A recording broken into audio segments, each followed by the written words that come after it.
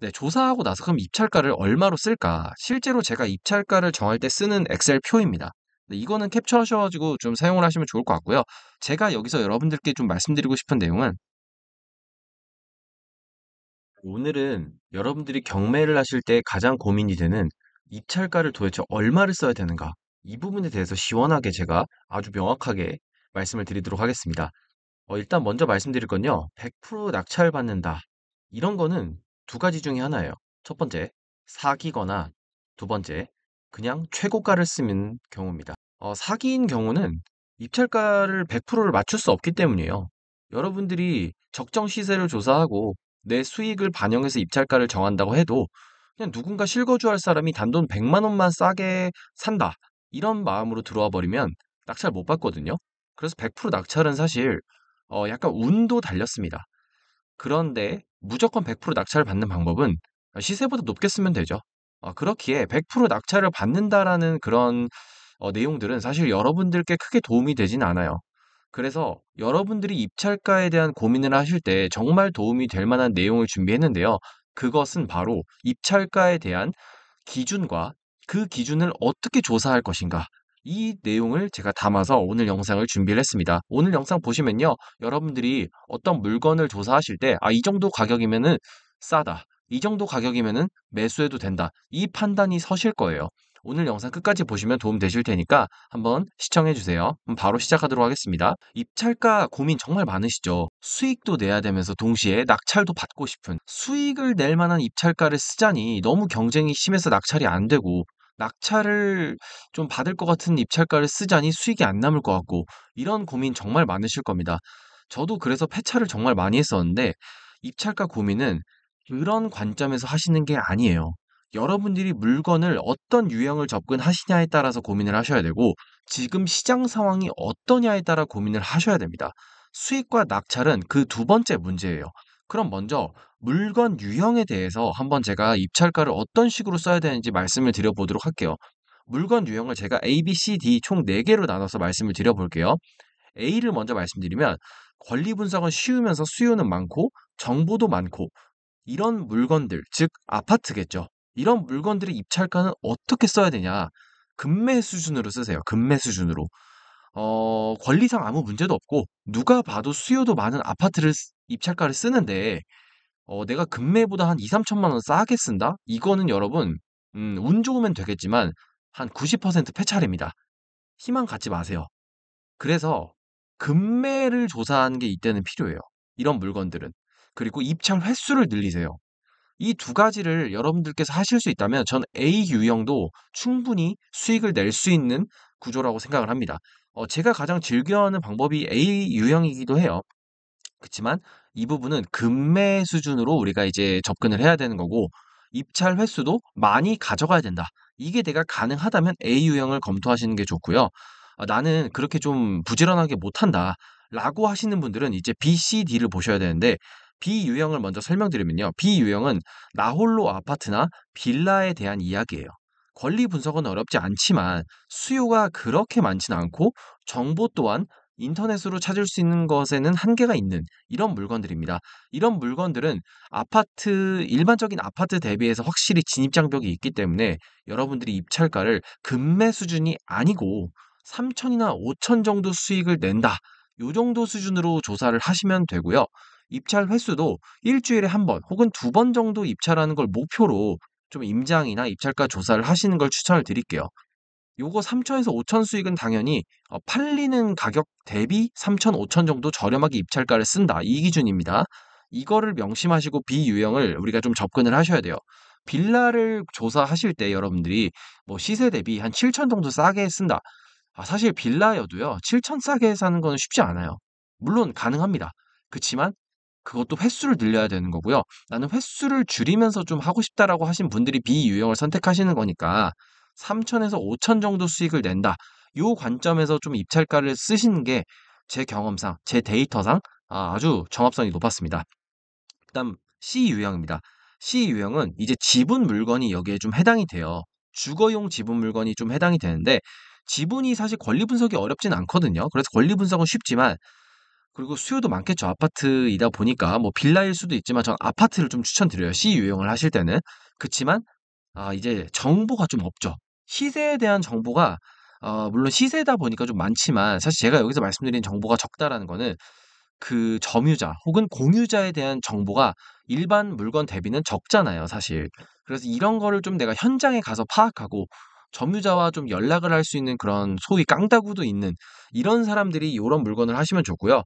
이거는 빌라나 일반 나홀로 아파트보다는 조사가 확실히 어렵다 보니까 5천 이상 여러분들께서 입찰가를 수익을 내는 입찰가로 적으셔도 문제는 없습니다.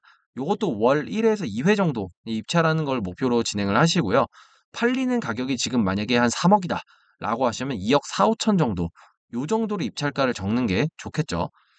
이거를 정리해 드려야 여러분들께서 조사하실 때 입찰가에 대한 기준을 잡으실 수 있어서 이렇게 물건 유형으로 쭉 설명을 드리고 있는 겁니다.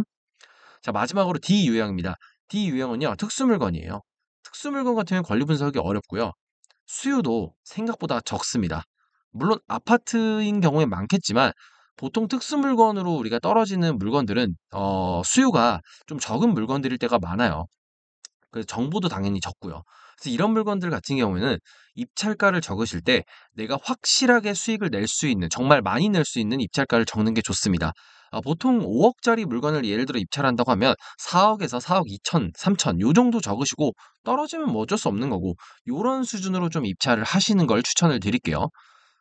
왜냐하면 특수 물건에 우리가 너무 그렇게 많이 입찰하지 않기 때문에 한 번 할 때 수익을 많이 낼 수 있는 요런 관점으로 좀 접근을 하시는 게 좋습니다.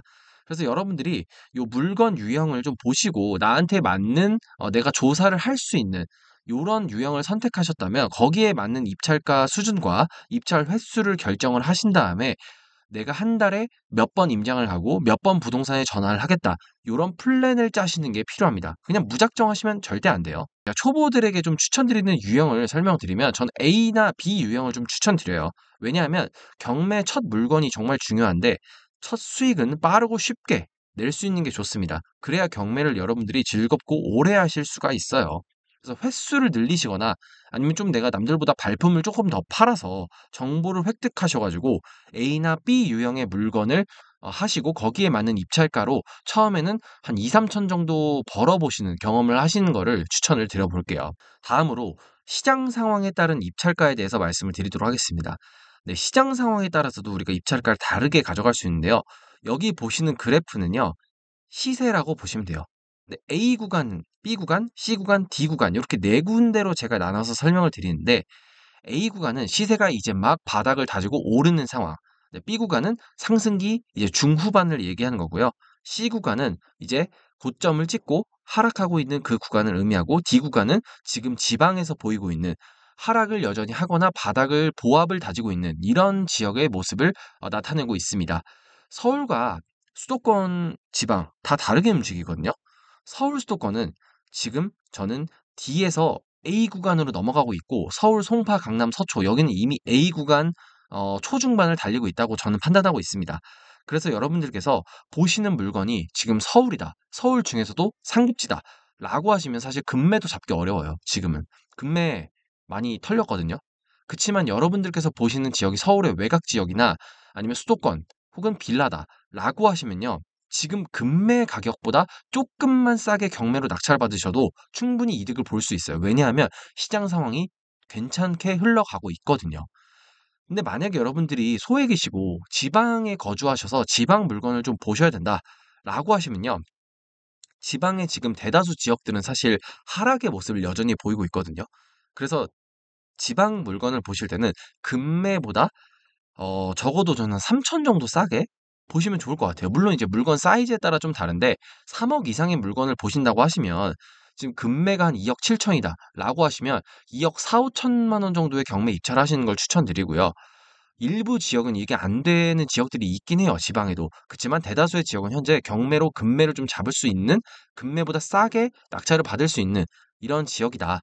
현재 시세가 오르지도 않고 내리지도 않기 때문에 시세보다 저렴하게 받을 수도 있고요. 시세대로 팔기도 현재 좋은 안정적인 시기라고 저는 보고 있습니다. 그래서 입찰가는 이렇게 시장 상황에 따라서 여러분들이 서울 수도권은 지금 금매보다 조금 싸게 혹은 금매 수준 그다음에 지방 같은 경우는 금매보다 한 2-3천 정도 저렴하게 들어가도 충분히 메리트가 있다. 네, 요렇게 경매 입찰가를 좀 접근을 하셨으면 좋겠어요. 다른 영상들에서는 입찰가를 어떻게 정하는지 그 숫자적인 얘기를 많이 드리는데 저는 일단 물건 유형과 시장 상황에 따라서 좀 이렇게 입찰가를 정하셔야 된다고 생각을 합니다. 그렇다고 해서 숫자를 아예 말씀 안 드리면 너무 영상이 재미가 없겠죠. 그래서 입찰가를 여러분들께서 조사하실 때 반드시 조사해야 될 가격 세 가지를 말씀드리도록 하겠습니다. 첫 번째, 실거래가입니다. 여러분들이 입찰가를 판단하기 위해서 실거래가를 반드시 조사를 하셔야 되는데요. 실거래가 조사할 때 포인트가 여기 적혀 있는 그대로 하시면 됩니다. 첫 번째, 여러분들이 경매 물건에 유사한 물건을 조사하셔야 돼요. 근데 어떤 조건이 유사한지를 좀 헷갈리시잖아요. 딱 세 가지만 보시면 됩니다. 동, 층, 향. 요 세 가지가 비슷한 매물의 실거래를 조사하셔야 돼요. 지금 제가 부천에 나와 있는 경매 물건을 가져왔는데요. 사 43650 물건입니다. 2024 타경 43650 물건이고요. 이 물건을 보시면 1837 동의 2층 물건입니다. 이 물건은 동향이에요. 그리고 2층이죠. 그리고 1837동. 네, 동이 정해져 있습니다. 동에 따라서 가격 차이가 있는 단지인지 아닌지 조사를 하셔야 되고요. 저층 물건의 실거래가가 어땠는지를 조사하셔야 돼요.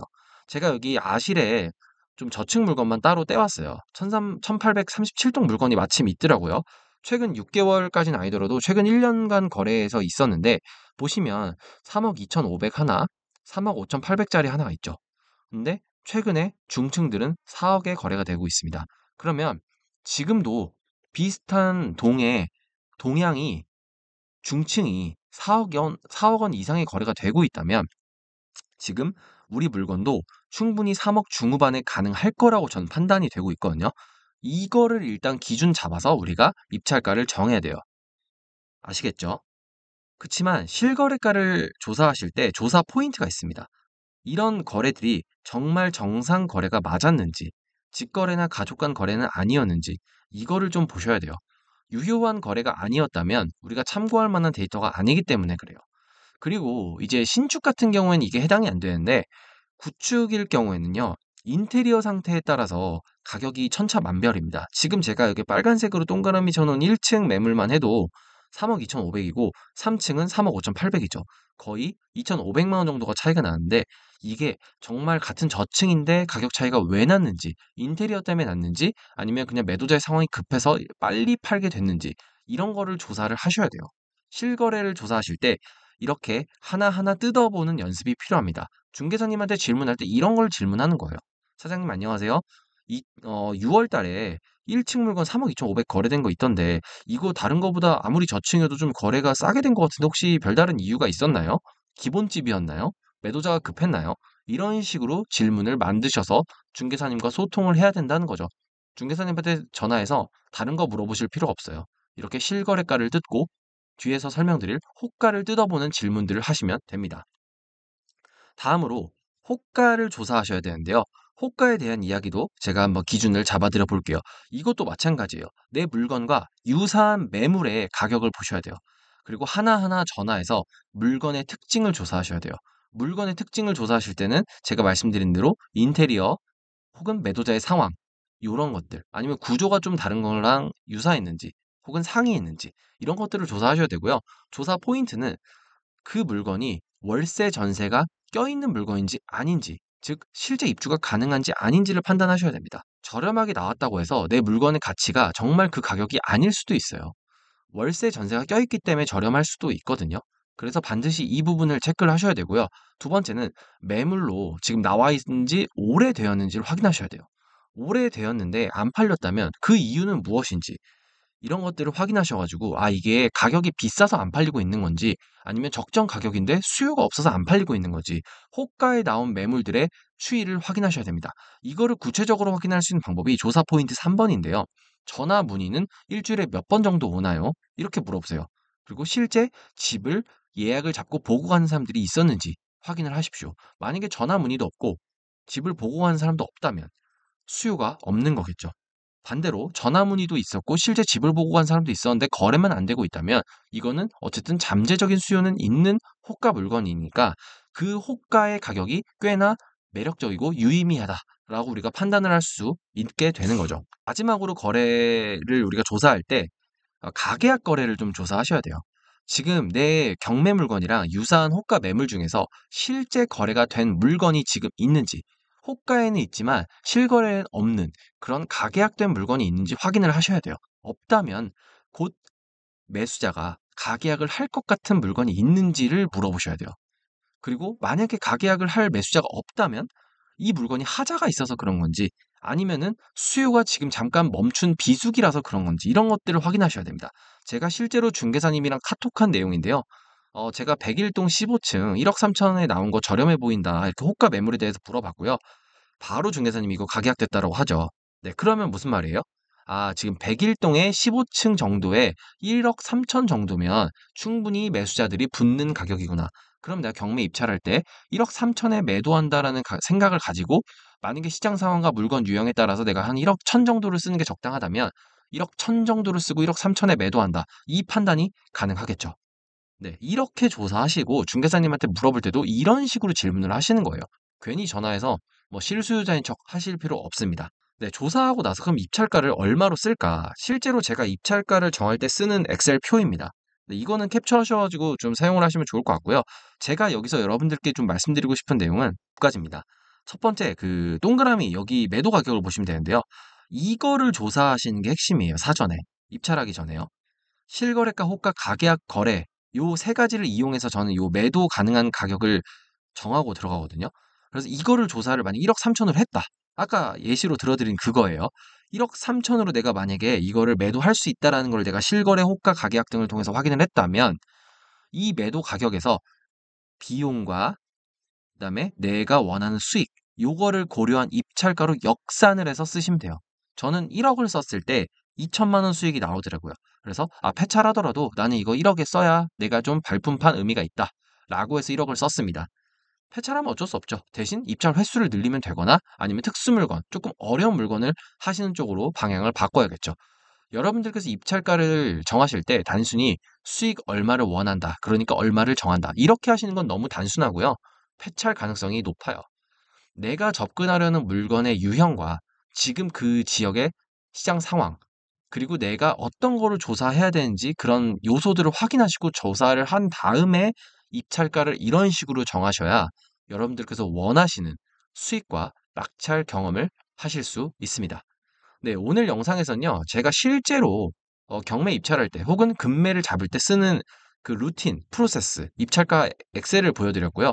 엑셀 원하시는 분들은 댓글 남겨주시면 제가 한번 드려볼 수 있도록 할게요. 이메일로 남겨주세요. 그럼 제가 한번 보낼 수 있으면 바로바로 보내드리도록 하겠습니다. 네, 오늘 영상 입찰가에 대한 얘기 드렸는데요. 도움이 되셨으면 좋겠고요. 영상이 도움이 되셨다면 좋아요와 구독 부탁드리겠습니다. 네, 오늘 영상 끝까지 시청해주셔서 감사합니다.